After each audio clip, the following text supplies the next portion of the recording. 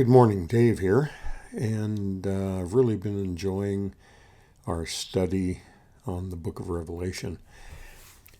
The problem that I've been running into is that there is so much material to cover, and so I thought that I would do a little video on something else that I've kind of been studying. It's kind of been a side track here a little bit, and wanted to make this a supplement to our Revelation study.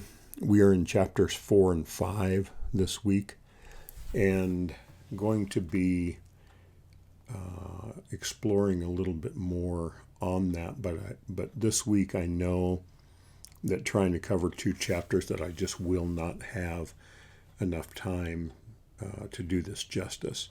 So I wanted to put together another video that will kind of help us to understand some various things here. So I want to start off by just beginning with chapter 4 and reading a little bit.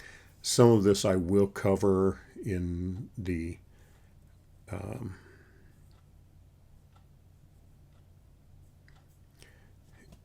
sermon or the teaching this week, but I wanted to go into this a little bit more in depth here for a moment. I'm going to switch glasses,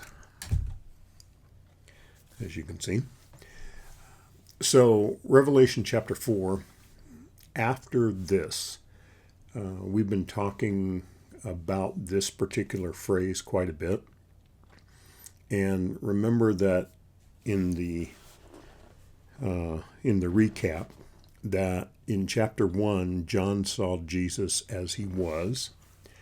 And then in chapters 2 and 3, when he talks about, let me just go to the scripture here for just a second. Remember in chapter 1, that verse 19, I believe. Yes. Jesus is telling John, therefore write down the things that you have seen, which in chapter 1 was Jesus, a picture of Jesus again. The things that are, this is chapters 2 and 3, which these we just came through with the 7 churches of Revelation, and the things that will happen after this. And so with chapter number 4, this is when it actually starts into the things after this.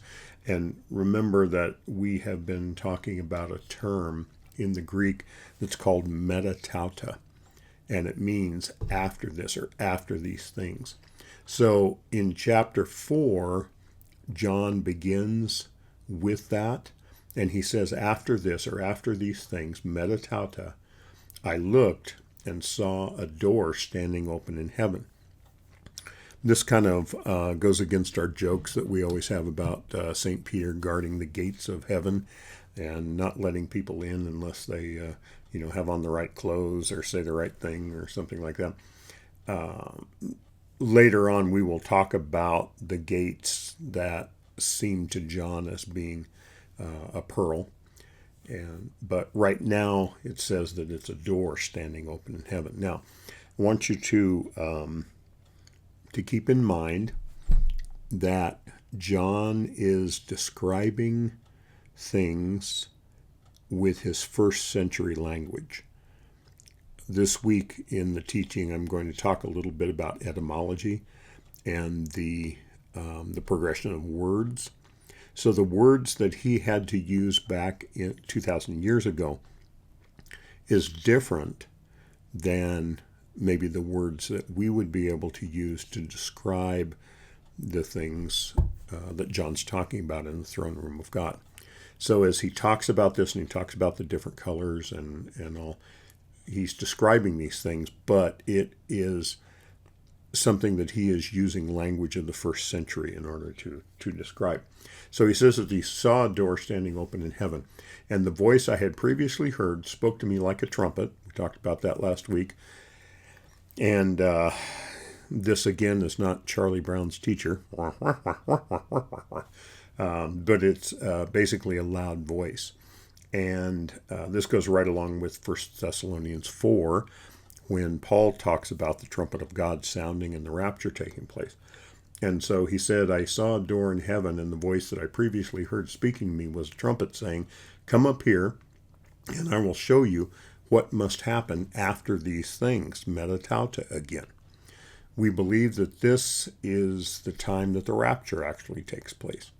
And so this is the catching away, and we'll talk more about this week.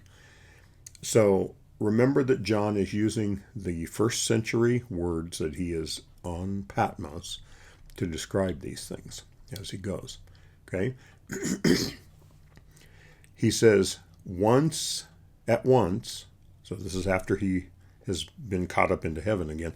At once I was in the Spirit, and I saw a throne standing in heaven with someone seated on it. So he sees Father God seated on this throne. And he says the one seated there looked like jasper and carnelian. And we're going to get to that a little bit later. We'll do that in the teaching that I actually do later on this week on Saturday. And a rainbow that gleamed like an emerald encircled the throne. Surrounding the throne were 24 other thrones, and on these thrones sat 24 elders dressed in white with golden crowns on their heads. Okay? At this point, then they kind of go into worship, because we have talked about the book of Revelation really being a book of worship, because it's just through the entire book.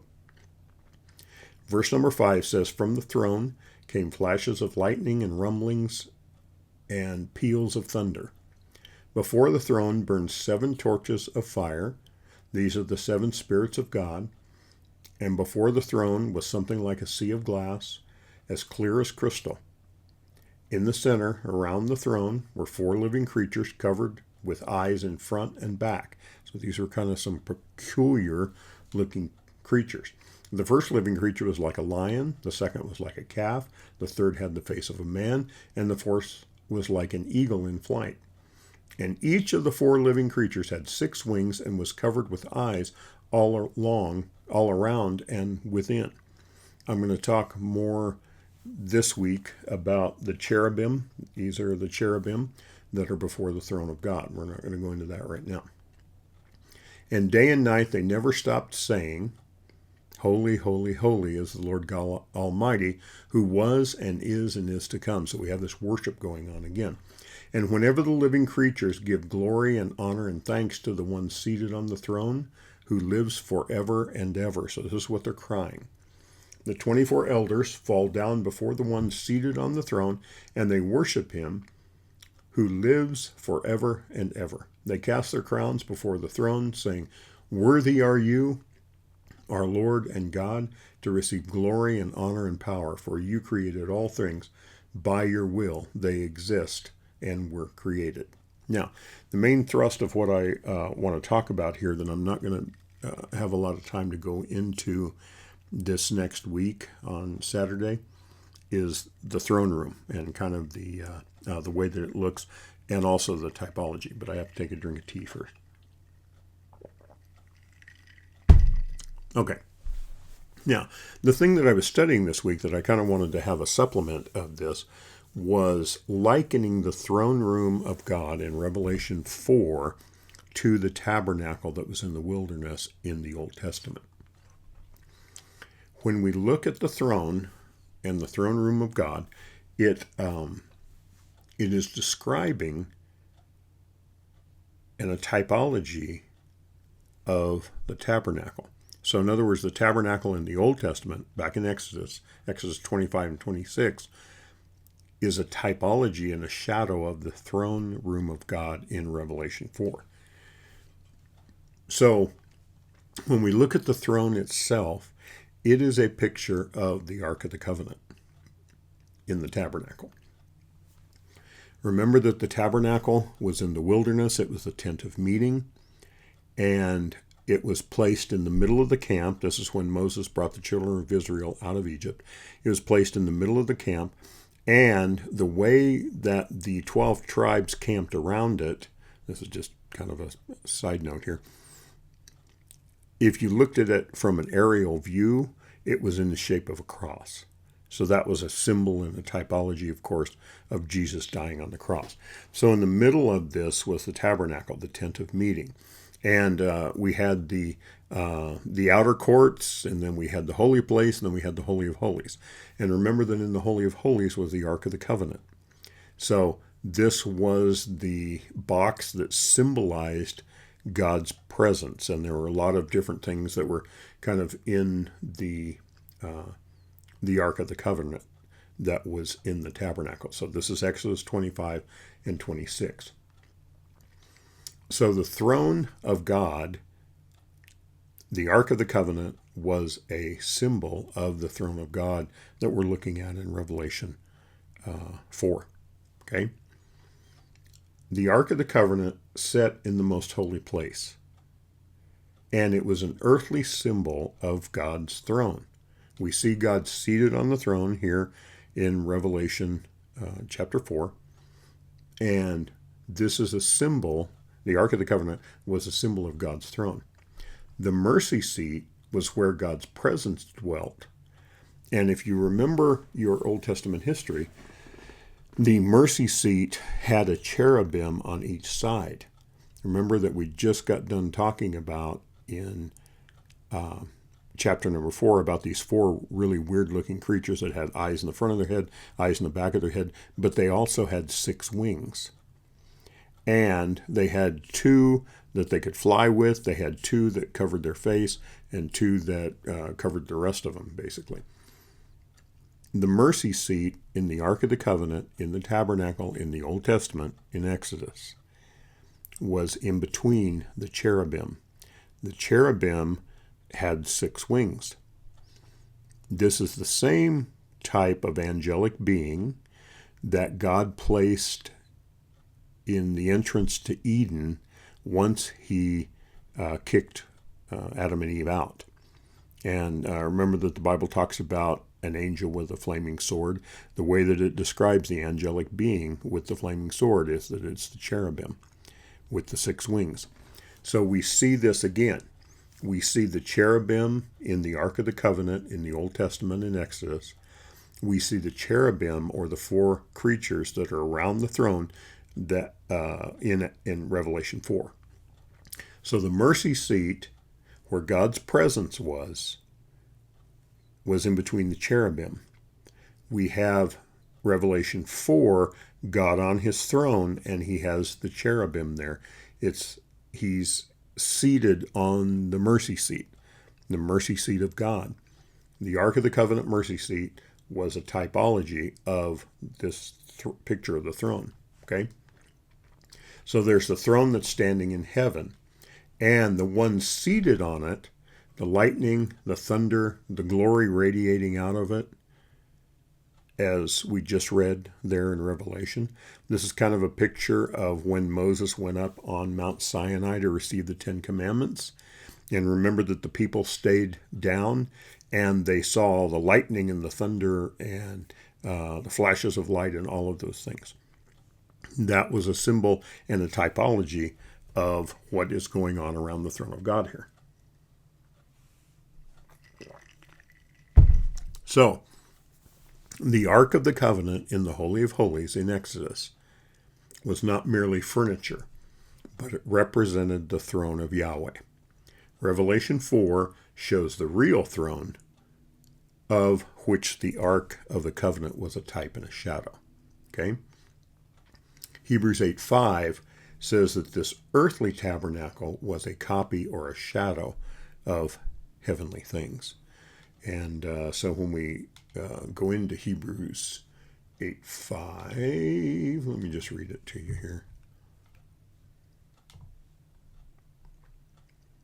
This is a time that you can take a break and a drink of your tea also.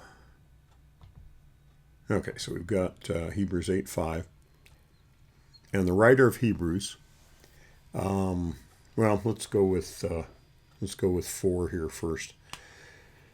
Make sure that we are keeping things in context. Remember that text without context is pretext. I've been teaching you that quite a bit. Now, if we were here on earth, this is Hebrews 8:4, he would not be a priest, since there are already priests who offer gifts according to the law. Now, this is what I want to capitalize on in 5.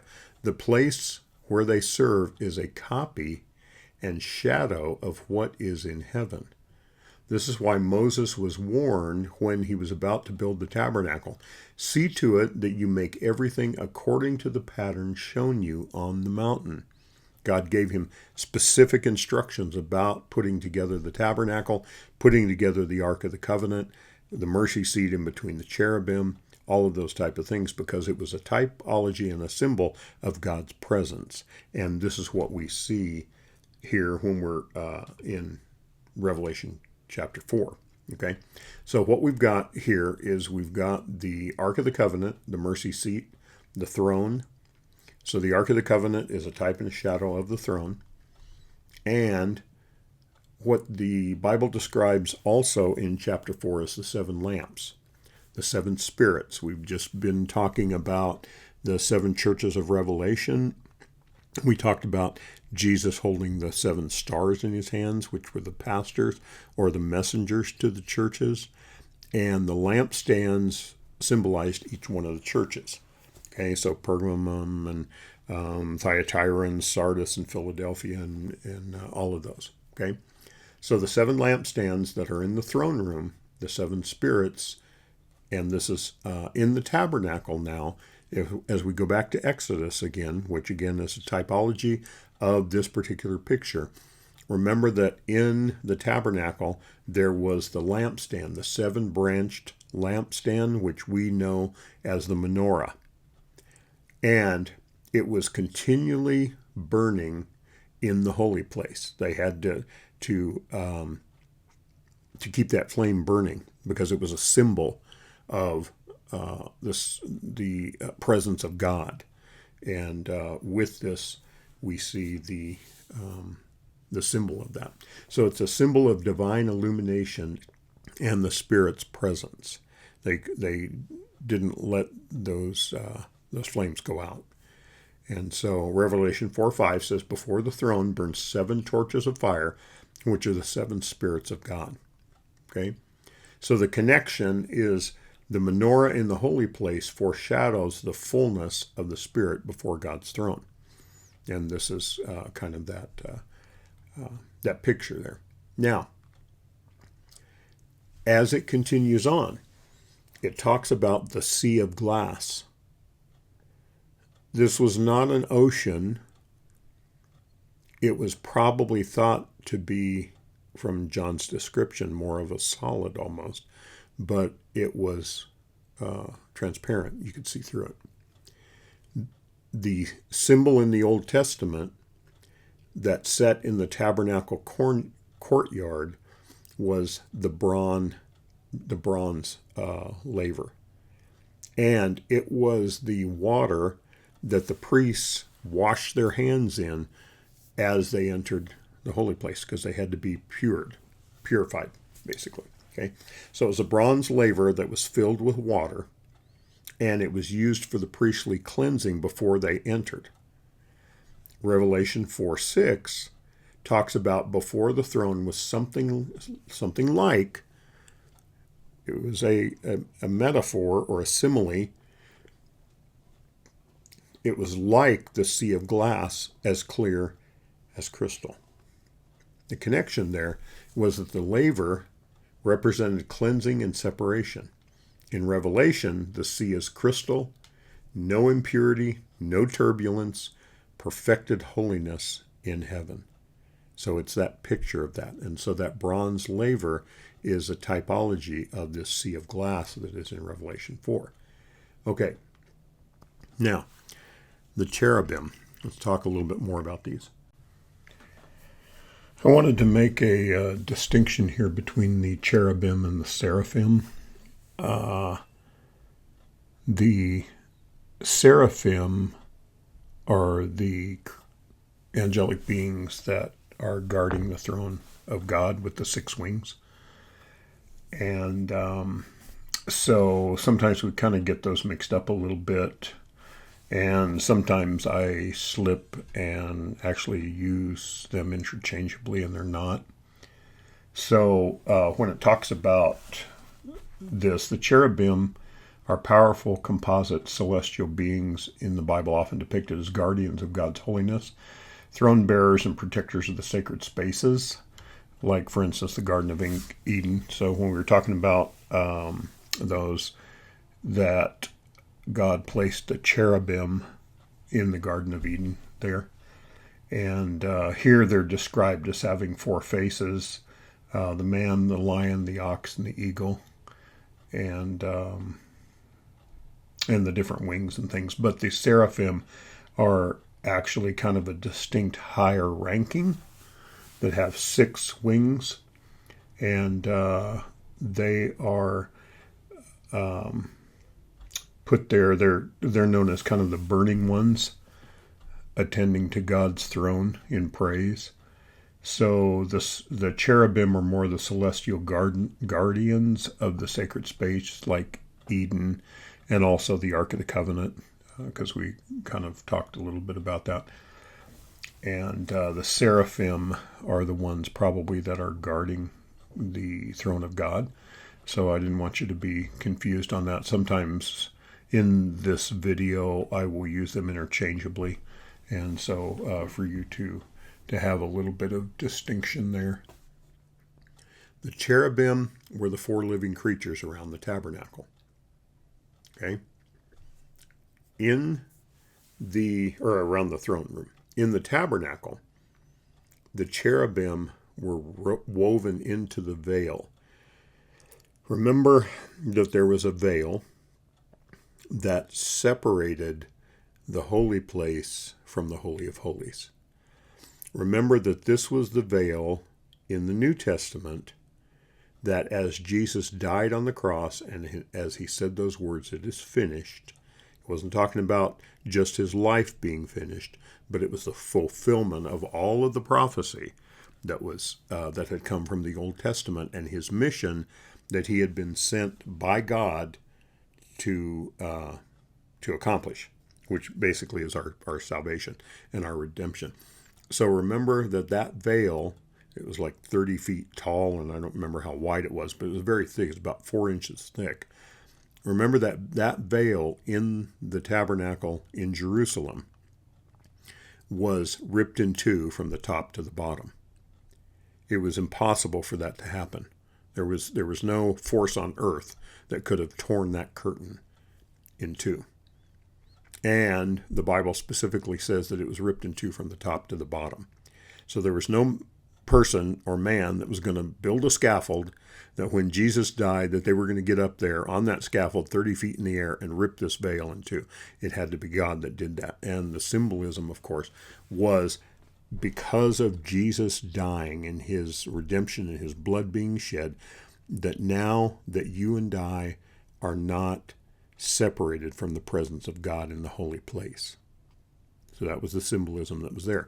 As we step way back into the symbolism back in Exodus, we have the veil that is in the temple. The veil that is in the temple have the pictures of the cherubim that are woven into the veil. God gave specific instruction of how all of these things were to be put together. One of these days I'm going to do a whole series just on the tabernacle, because there's just some cool symbolism that's there. And so we've got the cherubim that are woven into the veil. So now step forward into Revelation 4, and we've got these 4 living creatures, the cherubim with the 6 wings that are there. Remember that with the tabernacle, that the cherubim overshadowed the mercy seat. The mercy seat was where the high priest, once a year, would go in and offer atonement for all of the people. And so he would lay himself on the mercy seat. It was a blood-covered symbol in the Ark of the Covenant. It wasn't always shiny gold. It was gold overlay, but it wasn't always shiny gold because it was covered with blood, as a symbol and a type, of course, of Jesus coming. And so the cherubim overshadowed the mercy seat. They were the guardians of God's holy presence. Okay? And Genesis 3 talks about that cherubim that God placed there to guard the entrance to Eden. Okay? And so they were the guardians of God's holy presence. Now, when you come forward into Revelation 4, 6 through 8, we've got the four living creatures, the cherubim. One of them looks like a lion, one looks like a calf, one looks like a man, one looks like an eagle. And they're covered in eyes, and they have these wings that are covering them. Okay, 6 wings within that. I'll be going into that a little bit more this week, but not probably a whole lot. So these are the throne guardians. Similar also to Ezekiel 1 and Isaiah 6. That talks about that too. And the tabernacle hinted at this in Revelation 4. And Revelation 4 reveals these cherubim in all of their glory. Okay?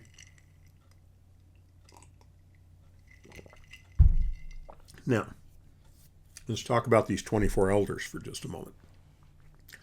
In the Old Testament, in 1 Chronicles 24, there were 24 divisions of priests. 1 Chronicles 24, 24 divisions of priests. Throughout the Bible, the number 24 is significant. There's all kinds of different things that the number 24 represents in the Bible. Hold on just a second here.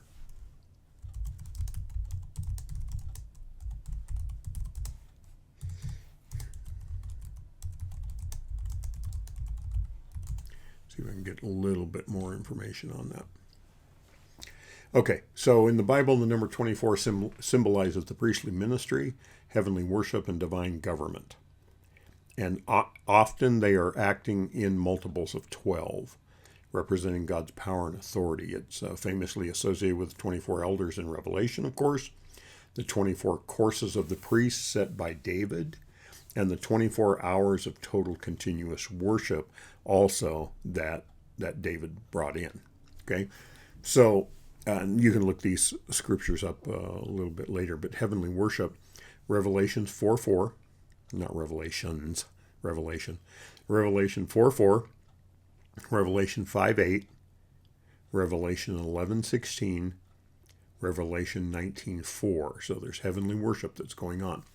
John sees the 24 elders surrounding God's throne, representing a complete and unified church or heavenly leadership, often dressed in white, crowned, and engaged in constant worship.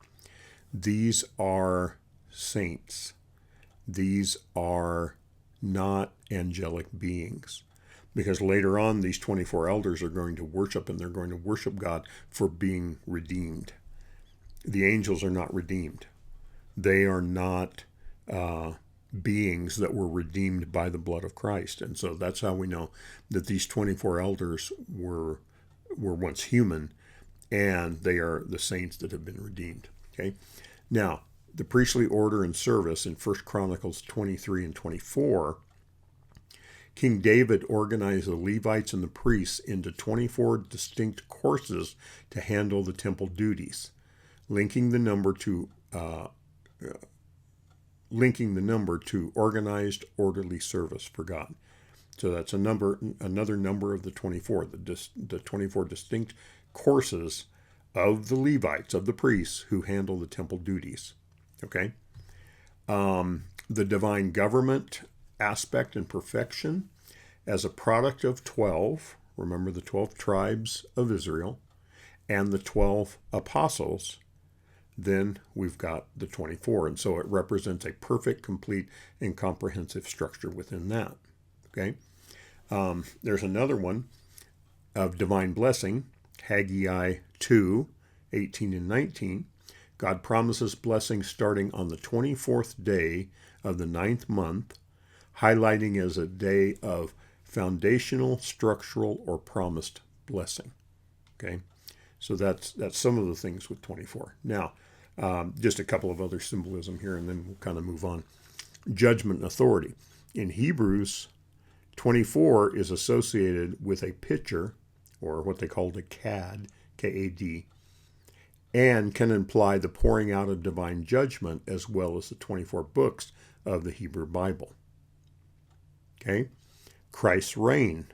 Psalm 72 outlines 24 blessings for the millennial reign of Christ, which we're going to be talking about later on when we get to that, emphasizing ultimate justice and peace. And then some interpretations saw the year 2024 as specifically highlighting the throne and reign of Jesus. And so that's something that, of course, they just kind of threw in. That's not really like a biblical text or a biblical area there. But that is kind of the significance of those 24 elders, because we have the 24 divisions of the priests that David put together in 1 Chronicles 24, and so it represents the priestly ministry. So these are these 24 elders that are around the throne in Revelation 4:4. 24 elders, they have white garments. That is always a sign in Revelation of redemption. The martyrs that will go through the Great Tribulation will wear white robes, and so that's always a symbol of that, of redemption and purity. So 24 elders, white garments, golden crowns, and they're seated on their own thrones. Okay, so they are in seats around the throne, and they've got those golden crowns on. Those golden crowns are the things, the works that we earn for God. We don't work our way to salvation. We don't work our way to heaven. But after we're saved, we do particular things, and God is keeping track of all of that.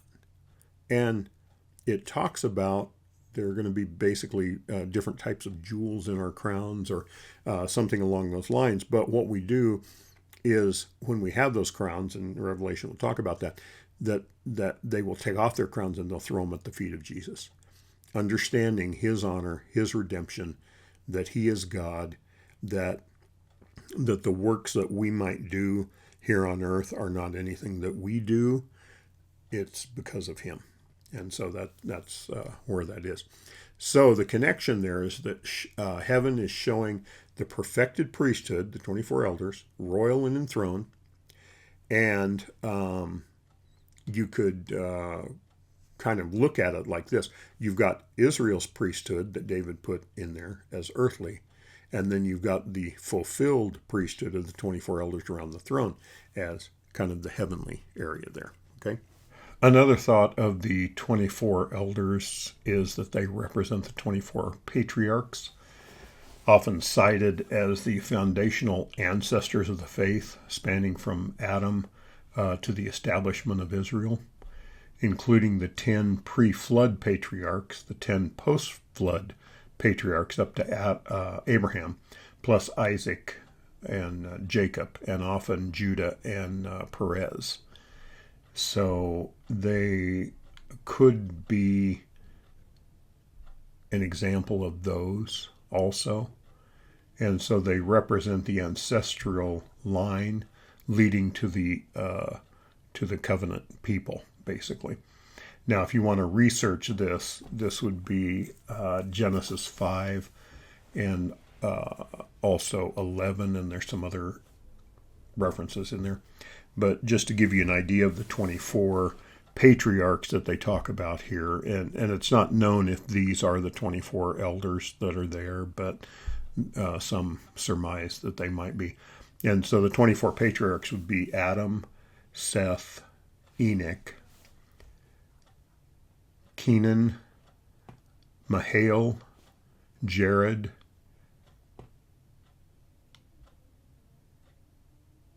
Enoch. I'm sorry, the first one was Enosh. So let me start that over again. Adam, Seth, Enosh, Kenan with a K, Mahalalel, Jared, then Enoch, the seventh from Adam, Methuselah, the oldest man in the Bible, Lamech, and then we have Noah, Shem, Arphaxad, Shelah, Eber, Peleg, Ru, Serug, Nahor, Terah, Abraham, Isaac, Jacob, Judah, and Perez. So there's a couple of those names that are in there that are pretty close to others and a little bit hard to pronounce. So those possibly could be also talking about the 24 elders. And so the 24 patriarchs that are listed from Adam all the way up to basically the inception of Israel there. And so it's another thing to kind of think about. Revelation 4 describes the thunder and the lightning and the glory. Again, remember that when Moses went up on Mount Sinai to get the Ten Commandments, that there was the thunder and the lightning in Exodus 19. There was a cloud, there was the fire, all of those type of things. It's no wonder that the children of Israel that were down off the mountain, remember they had come through this journey, they had come out of Egypt, and they had seen all kinds of different miracles and things that God was bringing to them. And now all of a sudden, Moses tells them, this is 2 million people, Moses tells them, okay, you stay down here. Aaron and a couple of other people are going to go up the mountain with me. And so they start up Mount Sinai. And so they get part way up, and Moses tells Aaron, okay, you guys all remain here, and I'm going to go up and talk to God. He goes up, he goes into Sinai. You got the thunder, the lightning, the presence of God is up there. And it's no wonder that the people of Israel that were waiting down below, that they got scared. They go up, they see all this. Moses is up there, I think it's 30 or 40 days. And they think God killed him, right? This is when they say to Aaron, went up and got him basically and said, look, he went up there. There's all this thunder and lightning. God obviously killed him. Now make us a golden calf to worship. They went right back into their idol worship that they had come out of, that God had delivered them out of Egypt. Okay, and so when we see the lightning and the thunder and the all of that around the throne of God in the Old Testament, when Moses went up to Sinai, you had all of those things that were going on there, right? And so this is Exodus 19. So God descends to Moses in a terrifying type of glory, basically. It was such a glory that he did not allow Moses to actually see him, because the Bible talks about that no one can look upon God without dying. Okay, that's not always going to be the case when we are raptured, when we get our new bodies. We can go and we can fellowship with the Father, and we can look on God's glory at that point. But the picture in Revelation 4 is God's glory here, and so it's kind of that type and symbolism, basically. Now, keep in mind also that as Moses was up on the mountain, God wasn't just giving him the 10 Commandments, but he was giving him the commandments that we see in Exodus, in Leviticus and Deuteronomy and some of those, about how the children of Israel were supposed to function. Okay? And one of the instructions that he gave him while he was up there was how to build the tabernacle, how to build the meeting tent, the place that was going to hold the glory of God. He told him how to build the Ark of the Covenant, all of that. And so that was all up there. And the tabernacle was built after the encounter on Mount Sinai.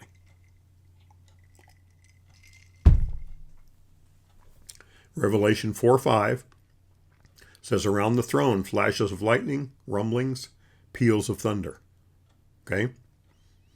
So, Revelation 4 is the cosmic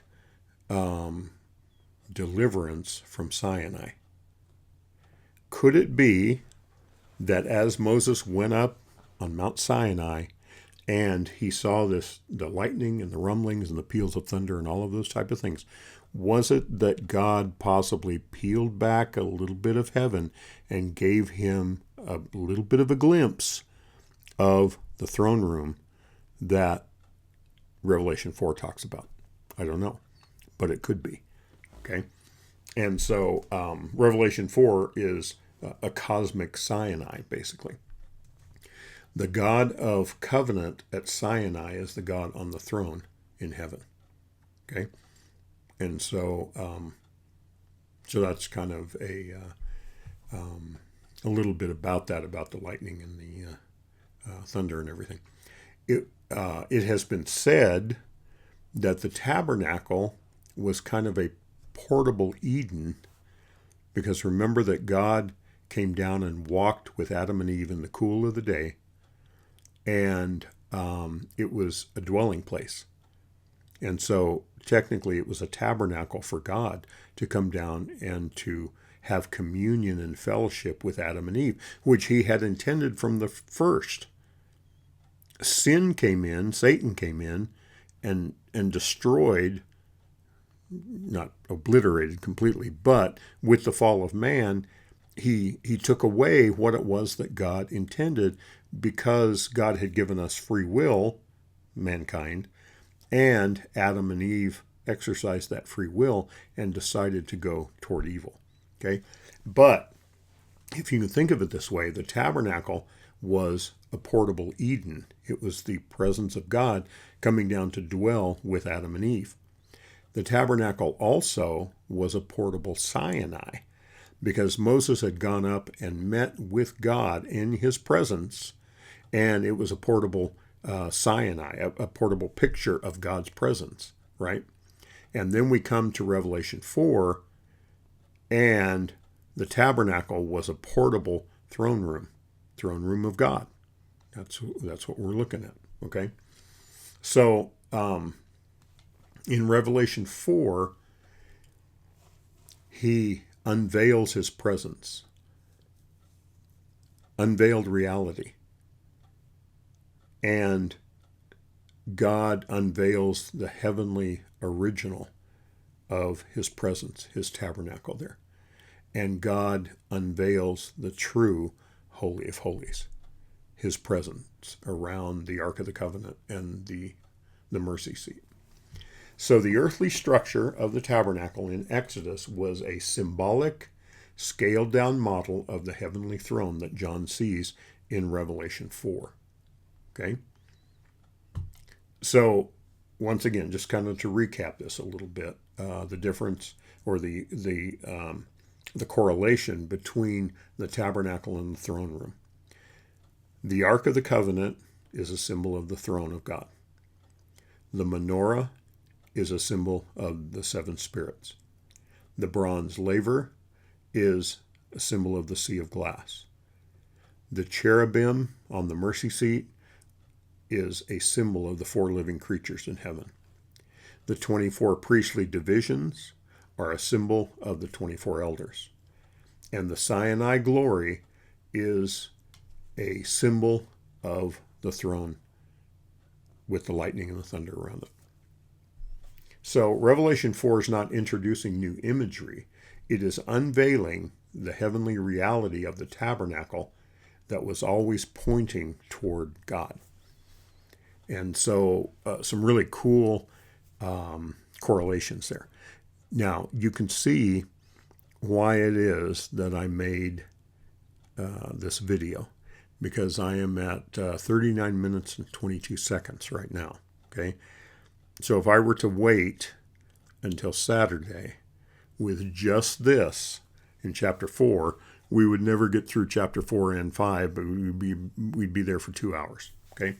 And so that's the reason why I wanted to make this for you, and I hope that you enjoyed that. I may have to make some more videos like this. I may go back and explain some other things. I had to kind of rush through the 7 churches of Revelation, and I may go back and make some other videos on that. I don't know, because there is so much in the book of Revelation, and I've been telling you in my teachings on Saturday that I've got a document that's about 700 or 800 pages with all kinds of different information that I've gleaned and taken from all kinds of different sources and various things. The book of Revelation is a vast book to be able to understand, and so I wanted to make this video to explain a little bit of that. I was studying this and I found that really cool, the correlation between the tabernacle and the throne room of God, and how it's a typology and symbolism of that. So I hope that you enjoyed this, and I will see the rest of you on Saturday.